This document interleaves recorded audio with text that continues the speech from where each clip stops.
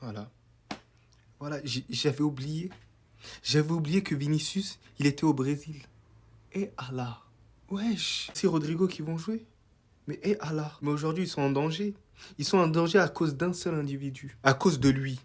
Voilà, je te déteste. Oh non, je te déteste. J'étais dans ton camp, mais je suis plus dans ton camp. T'as mis en danger la santé physique de Vinicius. Tu t'imagines ce que tu viens de faire là aujourd'hui? Je vais pas m'énerver, j'ai promis de ne pas m'énerver. Mais c'est une merde! C'est une merde. Il a fait exprès de parler parce qu'il sait très bien que ça handicaperait le Real Madrid. Je vous le jure, il est capable de faire ça. Cet individu, il est capable de faire ça, les gars. Je le sais très bien. En pole position pour avoir le ballon d'or. Il le sait très bien, les gars. Donc Vinicius, s'il te plaît, par pitié, ne parle pas. Ne parle pas, garde pas trop la balle, fais des passes. Fais des passes, dribble pas. Ne te blesse pas, garçon. Ne te blesse pas, bordel. C'est une vieille compétition. Ne te donne pas à fond. On s'en fout du Brésil, les gars.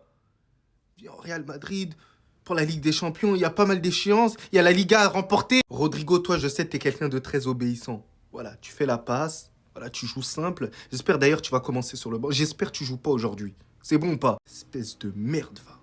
Carrément, Hendrik, il a été obligé de le retenir. Rafinha et sa bande qui se sont fait malmener par l'Argentine, et tellement il n'arrivait pas sur le terrain, il a décidé de prendre les armes. C'est devenu un combattant en fait. Et moi je reconnais ça. Il a tenté de jouer la carte du colérique. Vous voyez quand vous avez plus de solution et que les mots ne suffisent plus, et tu sais que tu n'as plus d'arguments, tu joues la carte du colérique. Là tu prends les armes seulement. Dans son texte, il avait dit « Il faut les tabasser sans hésiter, sur le terrain et en dehors s'il le faut ». Il a vu que sur le terrain, c'était pas possible. Il n'arrivait pas dans le jeu, du coup il est passé à la deuxième étape. Parce que l'Argentine, ils ont littéralement bousillé le Brésil. D'ailleurs, en regardant ce match, je me suis posé la question, mais en fait, qu'est-ce qui lui a pris? En fait, il s'est imaginé quoi dans sa tête? Que le Brésil, c'était le Brésil 2002? Il est entouré de qui? Je crois que dans son esprit, il était convaincu que c'était Léonidas et qu'il est entouré de 300 Spartiates. Mais c'est pas le cas, mon frérot. Les Spartiates, ils étaient dans l'équipe adverse. Parce qu'on a vu comment ils ont bouffé physiquement. Parce que c'est l'Argentine sans Léo Messi. Ça reste l'Argentine. Ils ont la dalle à la mort. Gros match de la part d'Enzo Fernandez qui va mettre un but, une passe D. Le milieu de terrain argentin aura bouffé le milieu de terrain brésilien. D'ailleurs, il était venu avec son fils pour qu'il assiste à ce tabassage en bande organisée. Alvarez l'intenable va encore une fois régaler. Et puis comme ça suffisait pas, le fils à papa, Giuliano Simeone, il est rentré, il est venu marquer son but. Quand j'ai vu rentrer, je savais comment ça allait se finir cette affaire. Il serait même pu être pire. Et le pire, c'est que si Romero n'avait pas fait son erreur, le Brésil n'aurait jamais marqué.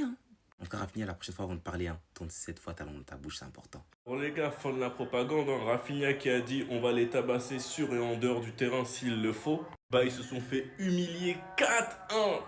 4-1. Ce match-là, c'était une purge, une leçon de football. 4-1 sans Lautaro Martinez et sans Messi, c'est ça le pire. Avec un but très tôt dans le match de Alvarez, décidément lui il fait une superbe saison. Puis un but de Enzo, les deux joueurs qui ont fait la dédicace à Lautaro qui est blessé.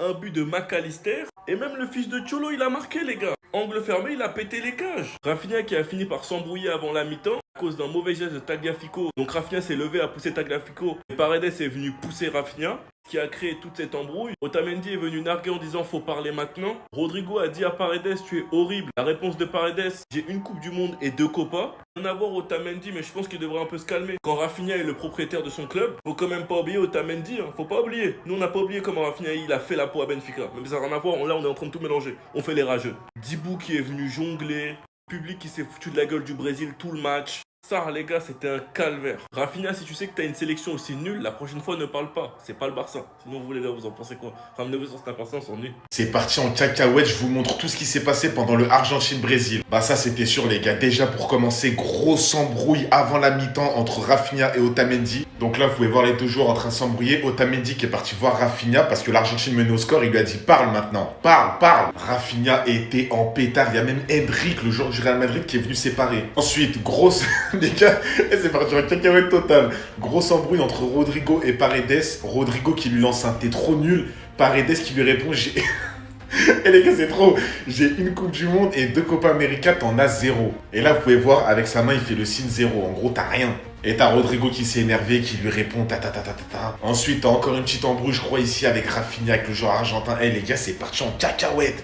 Mais c'était sûr. Mais en fait, moi, les gars, vraiment, je sais pas qu'est-ce qui lui a pris à Rafinha de dire tout ça. Genre, en fait, il était dans une forme exceptionnelle. Il était là, il faisait pas de bruit. D'un coup, comme ça, il y a un match contre l'Argentine.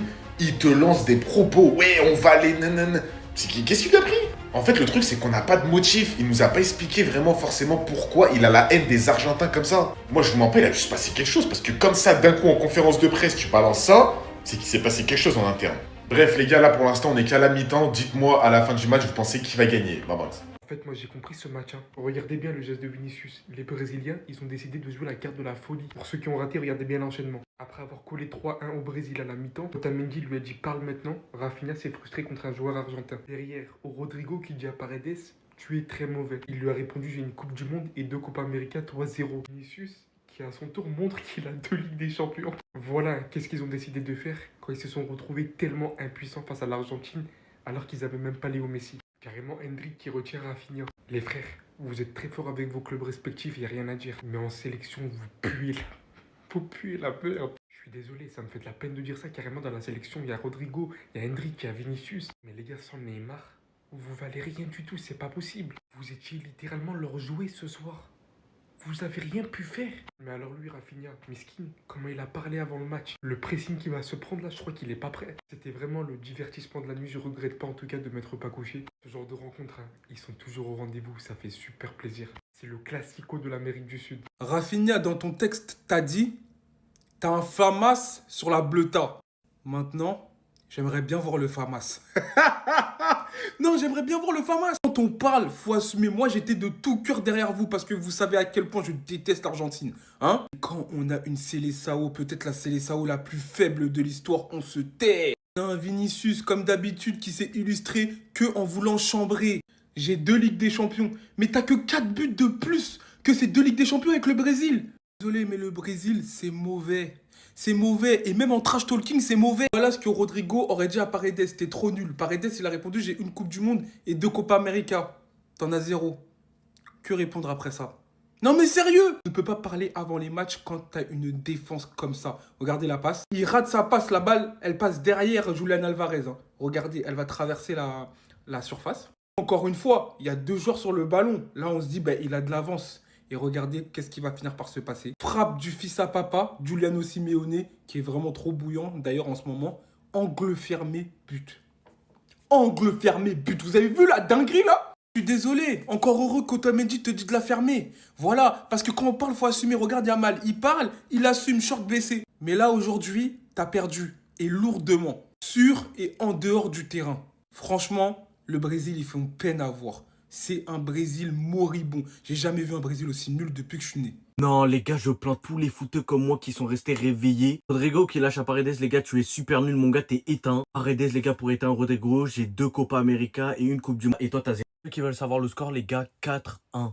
Rafinha, t'as du sang sur les mains. Rafinha, tu viens de mettre tout un peuple, tout un pays derrière ton dos. Et c'est ça que vous faites. Rodrigo à Paredes, tu es très mauvais. Paredes, j'ai une Coupe du Monde et 2 Copa América, toi, 0. Les gars, on va pas remettre la faute tout sur Rafinha, vous connaissez, c'est entre les 2 pays. Par contre, s'il aurait mis son coup franc, les gars, même si on revenait à 4-2, ça aurait été une dinguerie. Dommage, ça a touché le poteau. En tout cas, la tension qu'il y avait dans le match, les gars, bon, je suis foncé, t'as vu?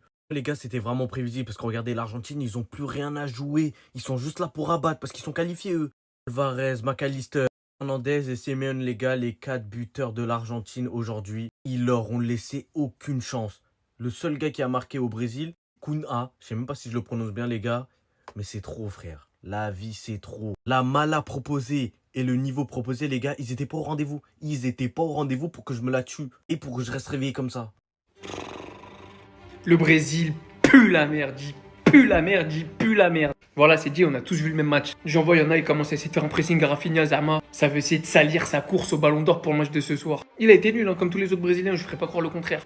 Il a parlé, pas comme tous les autres Brésiliens. Certes, mais on a tous vu le même match. L'Argentine, c'est 15 fois au-dessus, même sans Messi. Julian Alvarez, subhanallah, qu'est-ce qu'il est fort au foot. Et pas que lui, même Simeone, elle, l'Argentine, qu'est-ce que c'était. Pas 1, pas 2, mais c'était 10 crans au-dessus du Brésil. La défense du Brésil, le goal du Brésil, c'est honteux.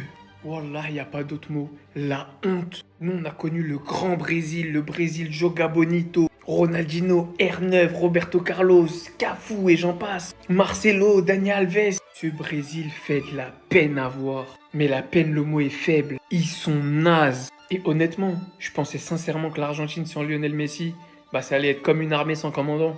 Mais lui là, c'est lui. C'est pas quelqu'un d'autre. C'est pas De Paul. C'est pas Lautaro Martinez. C'est pas Dybala. C'est pas je sais pas qui. C'est lui, le futur homme.